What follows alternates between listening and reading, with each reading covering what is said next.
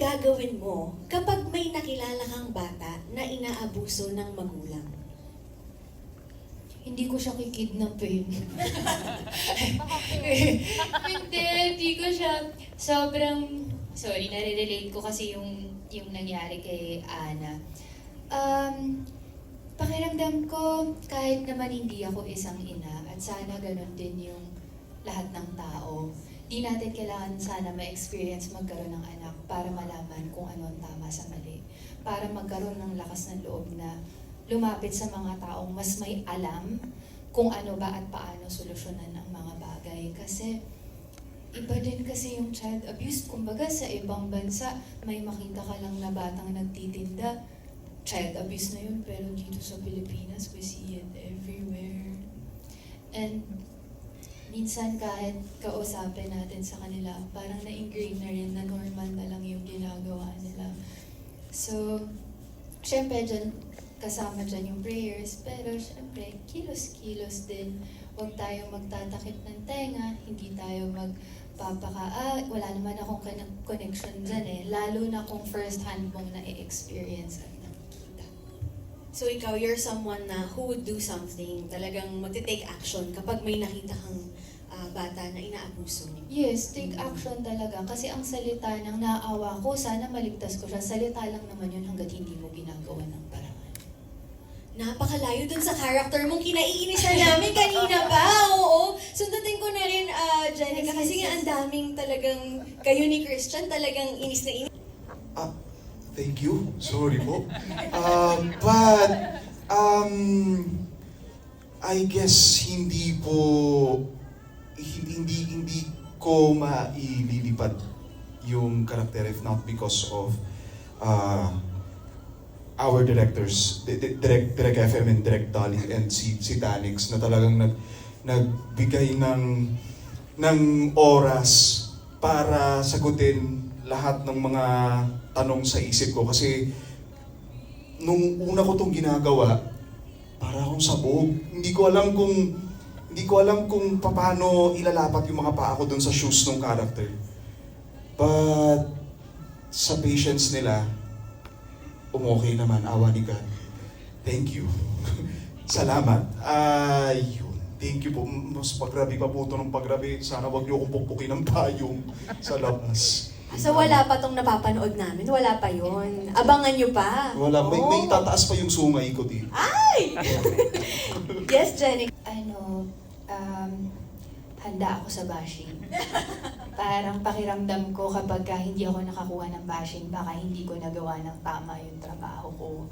Sana talaga sulit. Kasi yung role ni Sarah talagang mentally draining. Yeah. Sobrang gusto na namin Mentally draining talaga siya. Ang hirap kapag ilalagay mo yung sarili mo sa posisyon na kailangan mo ng lalaki para mabuhay.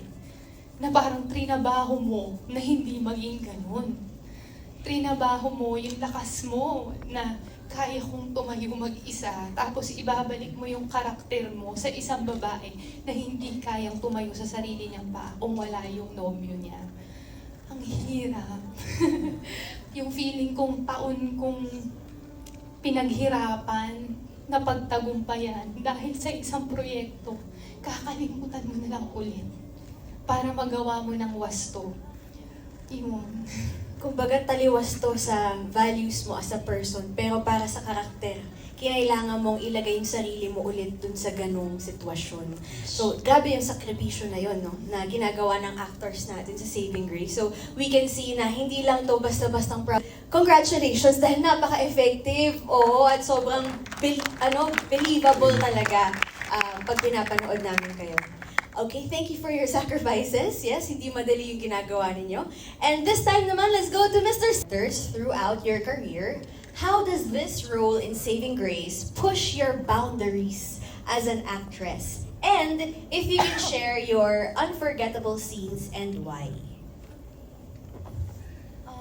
Dun sa last question po na unforgettable scenes, mahirap kasi para sa akin lahat ng scenes sobrang tatak, sobrang importante at sobrang mahalaga sa I can say siguro when you watch Saving Grace, there's a part of you na nahihil. Kasi for me, playing the role Anna, may nahihil sa akin na akala ko wala na, akala ko okay na. And then, eto na ako, stronger Julia or Mara in real life, na haharap sa tao na eto na ako, okay, stronger version of me. Pero nung piniplay ko yung role ni Anna, napapapray talaga ako na, grabe, may mga nagre-resurface na feeling. So sana, kaya ko lang siya nabanggit because sana tayo while watching it, it's not just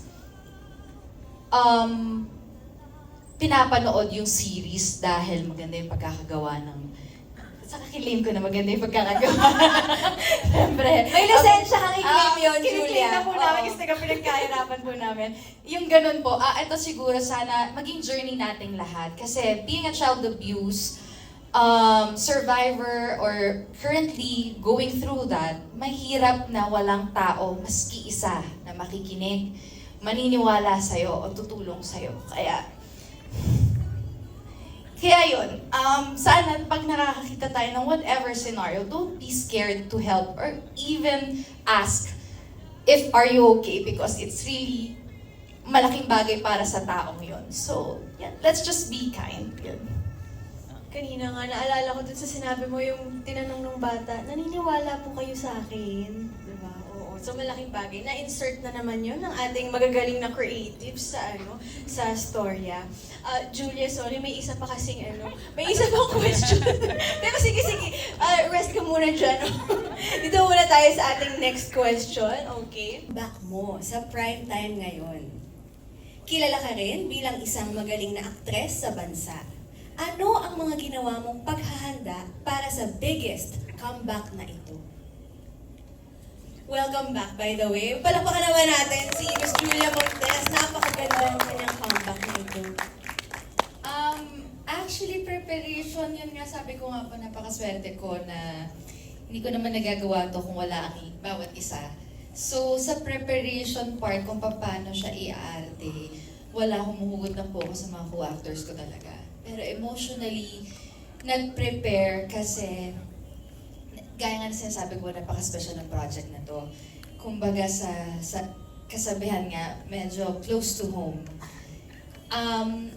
I'm just praying and hoping na this project will inspire and help yung mga children going through, actually hindi lang children, even yung mga wives na battered, anybody na may pinagdadaanan physically, emotionally, through whoever, family members, friends, co-workers, na sana merong mag-speak up, sana merong magkaroon ng strength, kasi mahirap hanapin yung strength, lalo na kapag nabubugbog ka na ng salita, ng physical.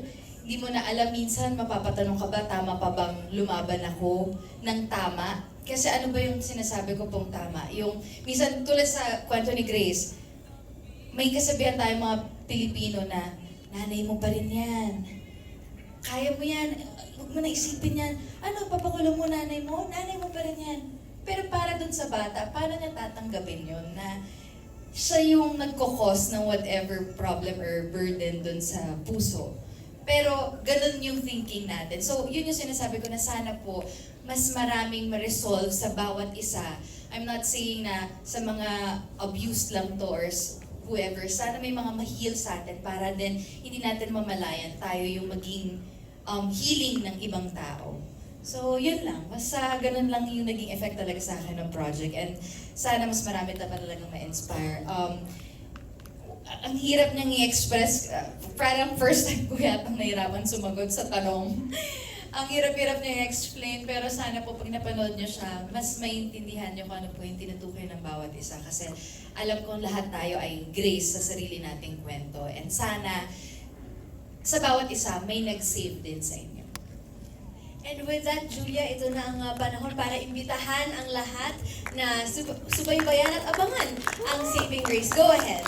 Of course, sana po sa inyo pong mga nandito, unang-una maraming salamat sa oras po ninyo. Sana po i-share niyo po to sa pamilya ninyo, sa mga kaibigan ninyo. At sa mga nanonood po, maraming salamat. Sana po supportahan ninyo po ang Saving Grace November 28 na po sa Prime Video.